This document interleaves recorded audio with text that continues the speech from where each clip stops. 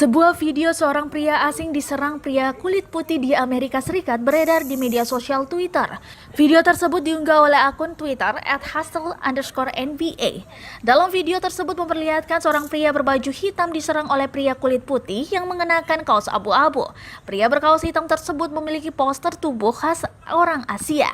Bahkan sejumlah netizen menyebut jika pria tersebut berasal dari Indonesia. Awalnya pria berkaos hitam tersebut sedang berdiri di dekat tiang lampu. Kemudian pria kulit putih tersebut menghampiri pria Asia itu. Mereka tersudut, pria berkaos hitam itu membuka masker biru yang ia kenakan dan kemudian menuju ke tengah jalan.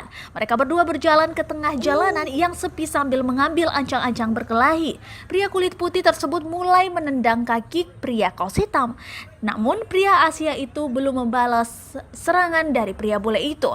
Kemudian pada serangan kedua pria kaos hitam mulai membalas serangan lawannya. Mereka berkelahi di depan sebuah mobil yang berhenti di traffic light.